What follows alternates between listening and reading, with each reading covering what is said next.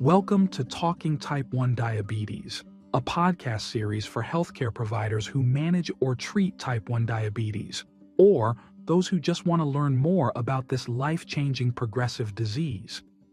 Each episode features conversations between leading experts in the fields of endocrinology, primary care, and diabetes care. This podcast episode explores the critical distinctions between type 1 and type 2 diabetes, highlighting the importance of accurate diagnosis for effective treatment and improved patient outcomes. You will hear from Dr. Jennifer Goldman, a professor of pharmacy practice at the Massachusetts College of Pharmacy and Health Sciences in Boston, Massachusetts, and a clinical pharmacist specializing in cardiometabolic health. Dr. Goldman is a prolific author and a certified diabetes educator, renowned for her extensive work in diabetes treatment and education. And Dr. Mary McCauley, an attending physician at Lurie Children's Hospital of Chicago, clinical assistant professor and health system clinician at Northwestern University Feinberg School of Medicine in Chicago, Illinois. Dr. McCauley is a leading expert in pediatric diabetes, with a focus on early onset childhood diabetes and the crucial link between mental health and endocrinology in young patients. Dr. Goldman and Dr. McCauley are being compensated by Sanofi for this podcast episode. TZIELD is a CD3-directed antibody indicated to delay the onset of stage 3 type 1 diabetes, T1D, in adults and pediatric patients aged 8 years and older with stage 2 T1D. Please see important safety information on screen and additional important safety information and full prescribing information provided at the end of this episode. Let's begin by hearing our experts' insights on the importance of differentiating type 1 and type 2 diabetes. I think it'll be good to have both of our perspectives because, I think there will be some variation in how this happens in pediatrics and adults. But I know we both see it where it can be confusing differentiating type 1 diabetes from type 2 diabetes. And I think it's hard because, in medical education, it's still set up as a dichotomy. Children have type 1, adults have type 2. And we know that's definitely not the case, right? Both children and adults can be newly diagnosed with type 1 or type 2 diabetes. And so I think there's certain clues we can look for to help differentiate between the two, but it's very challenging, and we've got to be careful about falling into certain biases that we have and making sure we get all the data we can. Certainly, absolutely. And misdiagnosis of type 1 can lead to some very serious consequences. So long-term worsening A1C, long-term complications, and so forth. And so I primarily have been in adult care. I did do family medicine for 15 years, but I've been now the last 15 years in internal medicine. So I see mostly all adults now. In the past, I've seen pediatrics, not at the level, obviously, that you are. And I would say that the biggest thing I saw with misdiagnosis is somebody, an adult, ends up in the emergency room with symptoms, the 3P that we all learned in school, polyuria, polydipsia, polyphagia. And in the emergency room, they're diagnosed with type 2 diabetes. Their A1C is 12, 13, 14, and they're put on metformin or whatever and said, follow up with your primary care doctor. And so I've seen that quite a few times.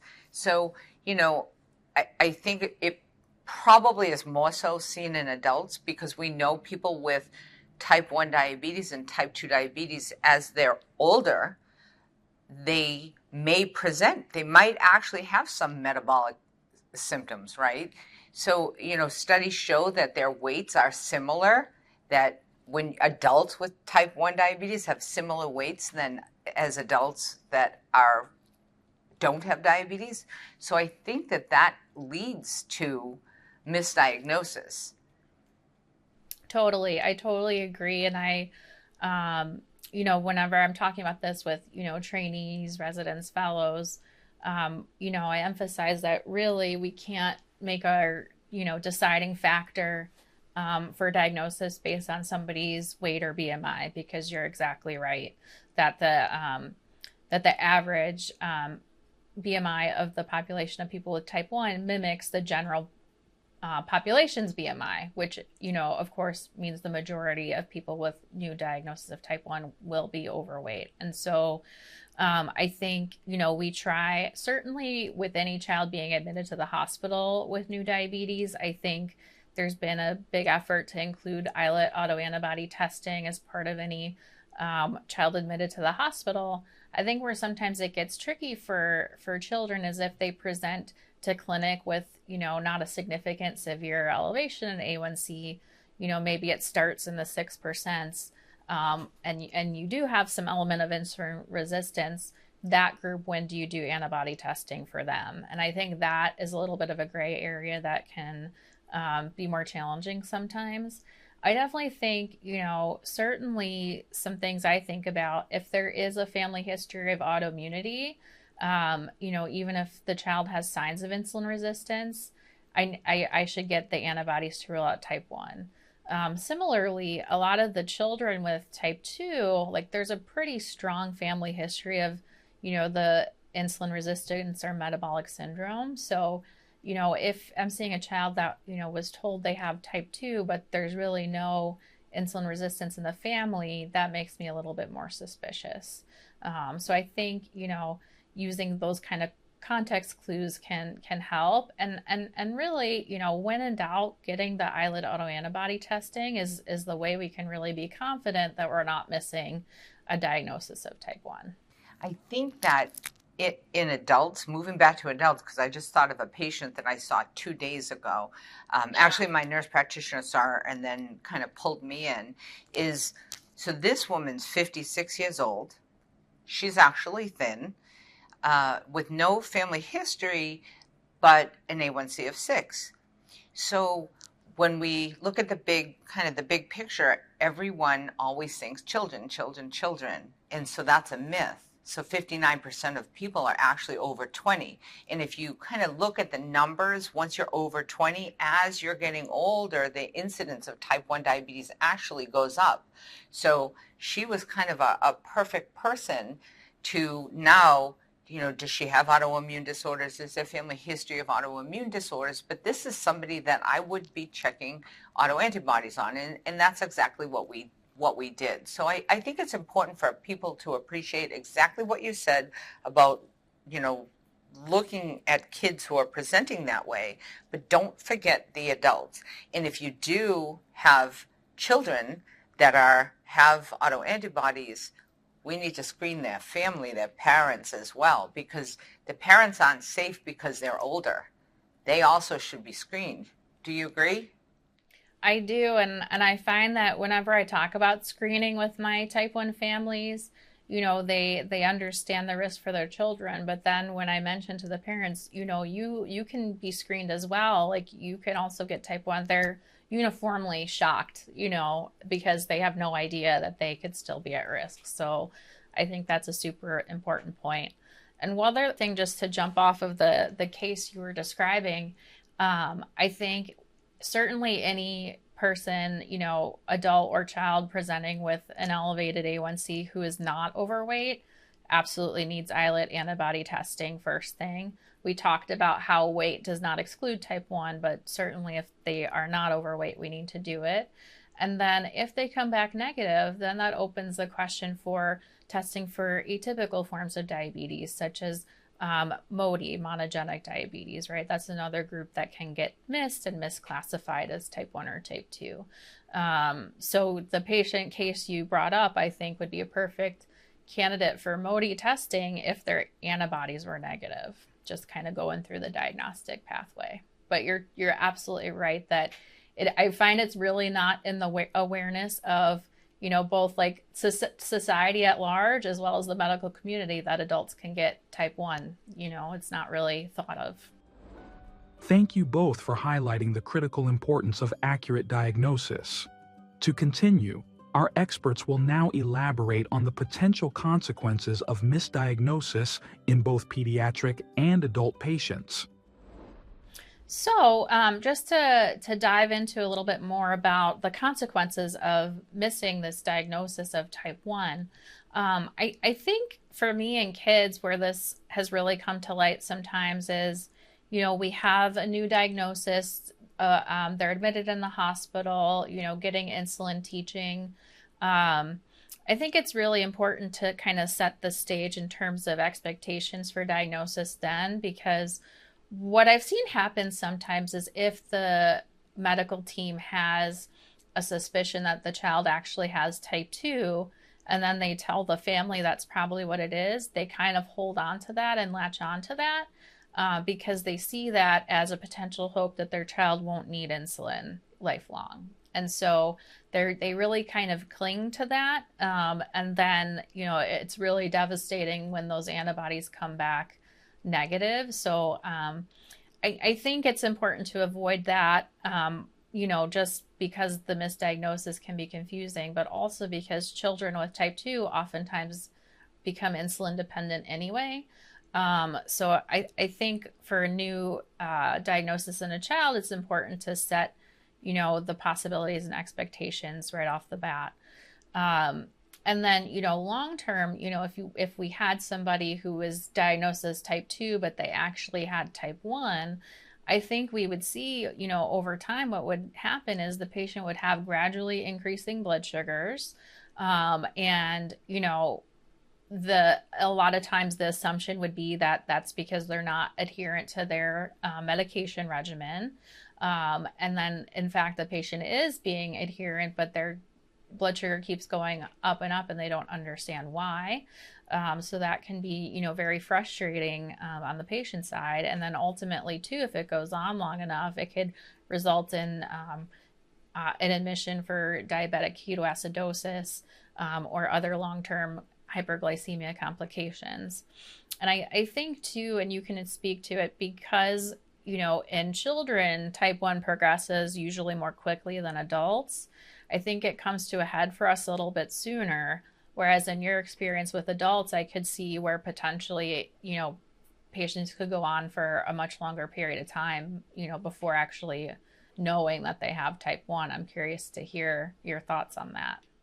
Yeah, and just thinking about the importance of what you just said about DKA, particularly, in children, because it does progress quicker. It's, I think, 62% of diagnosis is from DKA. And so with antibody screening, that can be significantly reduced. So I think it was like 6% of kids who were screened actually had DKA.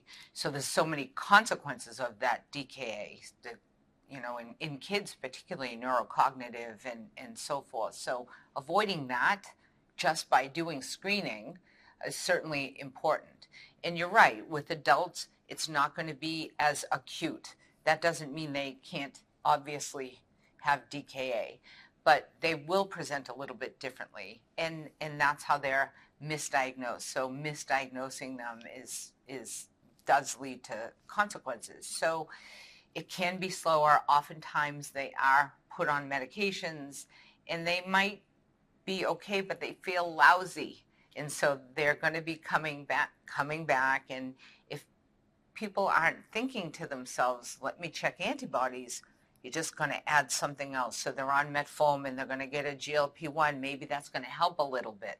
And then they're going to get something else, and it's not going to lead to anything. So they might end up on basal insulin, so they'll do a little bit better, but they're still not diagnosed necessarily with type 1 diabetes. So I have a high suspect for this, obviously, because I've been seeing this over the years. So I think that education, understanding when to screen, understanding how critical it is to not misdiagnose type 1 diabetes, who to screen, when to screen, but also remembering, having a family history, 15 times increased risk, but 90% of the population with type 1 diabetes didn't have a family risk. So you want to pay attention to autoimmune disorders. So you have a 2 to 3 times increased risk with Hashimoto's thyroid issues, celiac. So who should you test? And that would be adults and kids.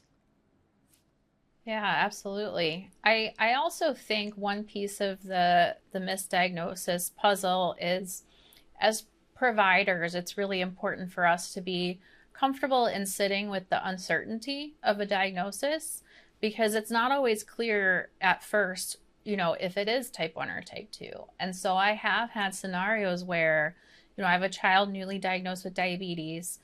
They are overweight or obese. They do have signs of insulin resistance, but they might have, one single antibody, weekly positive. And so then it becomes a matter of, I think just making sure we clearly explain that and not assigning them a label if it's not clear, because sometimes those situations become clear with time, right? And so I've had that happen for a handful of patients where I say, right now, I don't know if you have type 1 or type 2. And I think as a provider, we have to be comfortable sitting in that, but telling patients we're going to continue to watch, monitor C-peptide, monitor antibody levels, and then over time, have a better sense of if they, fit one category or the other. So I think that is an important piece of it too, is you might not have the answer right away if the lines are a little bit blurry, but just kind of being willing to sit in that and follow it closely is super important. Thank you for the insightful discussion. Our experts will now continue the conversation by discussing strategies to reduce misdiagnosis and the key differences between type 1 and type 2 diabetes. So I think a key piece of kind of being able to help us differentiate between type 1 and type 2 diabetes is really kind of going back and thinking about the underlying cause of each disease, right? So in type 1, we have an insulin deficiency caused by the immune system being turned on and triggered to attack the beta cells in the pancreas. So people with type 1 are going to require insulin therapy because by the time they have symptoms, they have lost so much of their beta cell mass that we really need to replace their insulin. Whereas type 2 is where our body is making insulin, but it's not using it appropriately, right? We have insulin resistance, and that, has a more, whole impact on our metabolism. And there's different treatment modalities there. So I think, when we think about the underlying causes of each, that can lead us to certain clues we can look for to think about if a patient is more likely to be type 1 or type 2. And so for myself, I think family history is a big piece of that. If there is family history of autoimmunity, or if the patient themselves has a history of autoimmunity, that's a flag for me to think about type 1. And, whereas type 2, that can run in the family as well, and kind of show up with more family members with insulin resistance, obesity, things like that. And so those are some of my factors, but I'm curious to hear what you look for in the adult population. Yeah, so if you have somebody with type 2 diabetes that you've put them on medications, they don't seem to be responding, they're progressing to insulin, quickly, not over years, that would be a red flag. Unexplained weight loss in that population for sure would be a red flag. And just like in the kids with the other autoimmune disorders, whether in the family or self-autoimmune disorders, that would also be a red flag for sure. Yeah, I think your point about, if you see weight loss in the setting of an increasing A1C, that is concerning for type 1, absolutely. Just one subtle thing to what you just mentioned about, adults having worsening control. This can be tricky in children because type 2 diabetes in children can be more severe and can progress even if they are adhering to their regimen. And so I think for pediatric providers taking care of kids with possible type 2, If they are having worsening A1C, yes, it may all be to type 2, but you have to get the antibodies to know for sure, right? There's just no way to know without that. We have the antibody tests available. They're easy to order. You can go into your electronic medical record and just order them. So it's simple. A lot of the electronic medical records have them set up as panels too. Mm-hmm. Mine does. So, and at the beginning when it didn't, I had to set it up myself so that I could just order the panel that I wanted and have it done. Yeah, absolutely. I most often order it in the lab as well. And just to clarify, the islet autoantibodies we typically order, there's 4 of them that we order. So we have GAD65, IA2, insulin, and zinc transporter antibody 8. Those are the 4 that are recommended by the American Diabetes Association to be looked at for screening and diagnosis. And so you're absolutely right. Available to order in your clinical lab. There's also other programs that patients can be screened on a research basis, such as TrialNet or Ask through the Barbara Davis Center. So lots of options to get our patients tested. But I think, when we're in clinic, thinking about our diagnosis, ordering them in clinic and getting them right away is key. I think what would be important is when we think about those antibodies, so the 4 that you just talked about are supported by all societies. And the reason why you have 4 is they can wax and wane, right? You're not always going to have 4. But I also think something that I didn't learn in school, I'm going to guess you didn't learn in school, are the 3 stages of type 1 diabetes, right? So I think that providers understanding that, so they understand why it's important to test. So in stage 1, we have 2 or more positive autoantibodies of those 4 without any symptoms and with normal blood sugars. Stage 2, 2 or more autoantibodies, still asymptomatic, but actually having some increase in glucose, so they have glucose increases, right? This is where we can make an intervention now in stage 2 to help delay the onset of stage 3, which we didn't have before. So for people over 8 years old. And I think, thinking about stage 2 being where patients have elevated blood sugars but are asymptomatic, I think that's a group in particular that would be, kind of more likely to get diagnosed as having prediabetes, right? Especially in the adult population. So, that's why it's so important, even if a patient doesn't have symptoms, if they do have an elevated A1C, to really think about, do they have higher risk factors for autoimmunity? Should I be testing their antibodies? Because you're absolutely right, we can catch that group early, but I think it's very easy for that group to be labeled as prediabetes without doing further investigation, which is a disservice to that group. That's a very big point, and that happens all the time in adults. Your A1C is 6, you have prediabetes. Get some more exercise, or don't eat this, or don't eat that. And that's exactly that patient that I talked about before who came in, her A1C 6, 56 years old. So I think we have to be suspect and start looking a little bit more to help avoid this misdiagnosis. Absolutely. Thank you for sharing your insights on key differences between type 1 and type 2 diabetes.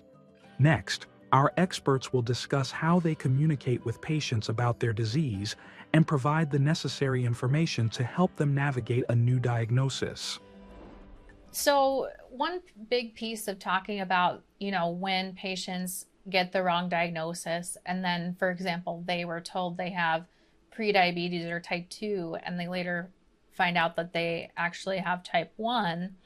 I think we have to recognize that, even if this is early in the diagnosis process, like if patients are not on insulin yet, for example, if they are in stage 2 type 1 diabetes, they still go through a process of kind of mourning and grief about the diagnosis. It goes from, on the one hand, they're initially told if they have prediabetes due to insulin resistance, monitor your diet, try to increase your exercise, and you'll have control over this.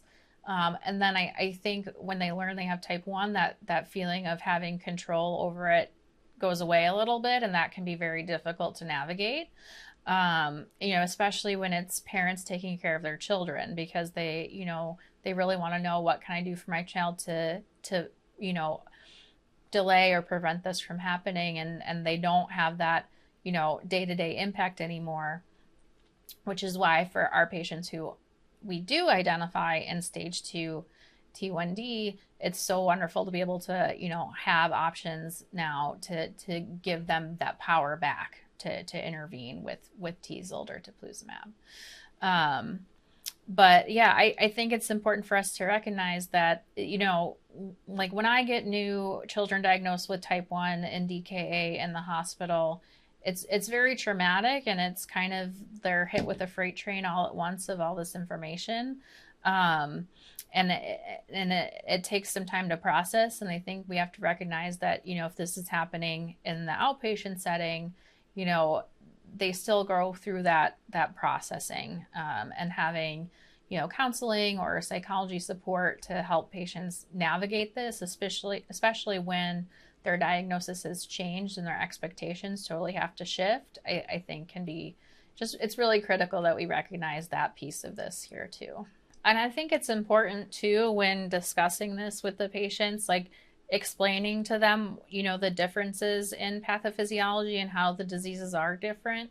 Because I find a lot of times where, if we have a family where there's a lot of people in the family tree who've had type 2 diabetes, but the child has type 1, there's a lot of misconceptions about expectations of the disease, both management and outcomes. And so really breaking it down and explaining how the diseases are different, I find can be really important, especially when people might come in with preconceived notions of what diabetes is. I think in summary for me, when thinking about getting to the correct diagnosis of diabetes, whether it's type 1 diabetes, type 2 diabetes, or atypical diabetes, number one, you want to never assume. So we've got to avoid our biases and really kind of think through the diagnostic process. So never assume, and also have a very low threshold for getting islet autoantibodies. We can use context clues to decide who may need them, but at the end of the day, getting those islet autoantibodies is going to be the for sure way we know that we're capturing if somebody has type 1. So I think that is just so critical to be getting those as part of your evaluation. I think it's very important for people to truly remember that more people are over 20 years old when they are diagnosed with type 1 diabetes. So I think that pediatrics are probably doing a better job screening for antibodies at risk, but they certainly have to keep doing that. But if you have adults, don't assume they don't have type 1 diabetes. You should think about it if they had an emergency room visit or they were elevated, make sure that they're screened. But let's think about prevention. Let's think about delaying the onset of type 1 diabetes. So have a low threshold for somebody who has a family history of type 1 diabetes. If they're an adult, if they have a child with type 1 diabetes, we want to screen that person. If they have celiac, we want to screen that person. So have a low threshold for screening even in an adult. I think that would be most important, because we now can delay the onset of stage 3 type 1 diabetes. So if we catch them early, there's something we can offer them. Thank you to Dr. Goldman and Dr. McCauley for sharing your insights on the nuances of differentiating type 1 and type 2 diabetes. This discussion will equip our audience with valuable insights to better serve patients and improve their diabetes journey. Thank you for listening to Talking Type 1 Diabetes, a podcast series for healthcare providers who manage or treat type 1 diabetes. Be on the lookout for other episodes of the Talking T1D podcast, available on TZIELD, HCP.com, and YouTube. For more information regarding TZIELD, visit our website at tzieldhcp.com. Please be aware of the TZIELD indication and important safety information, indication and usage. TZIELD is a CD3-directed antibody indicated to delay the onset of stage 3 type 1 diabetes in adults and pediatric patients aged 8 years and older with stage 2 type 1 diabetes. Warnings and precautions. Cytokine release syndrome, or CRS. CRS occurred in TZIELD-treated patients during the treatment period and through 28 days after the last drug administration. Prior to TZIELD treatment, pre-medicate with antipyretics, antihistamines, and/or antiemetics, and treat similarly if symptoms occur during treatment. If severe CRS develops, consider pausing dosing for 1 to 2 days and administering the remaining doses to complete the full 14-day course on consecutive days. Or discontinue treatment. Monitor liver enzymes during treatment. Discontinue TZIELD treatment in patients who develop elevated alanine aminotransferase or aspartate aminotransferase more than 5 times the upper limit of normal, or ULN, or bilirubin more than 3 times ULN. Serious infections. Use of TZIELD is not recommended in patients with active serious infection or chronic infection other than localized skin infections. Monitor patients for signs and symptoms of infection during and after TZIELD administration.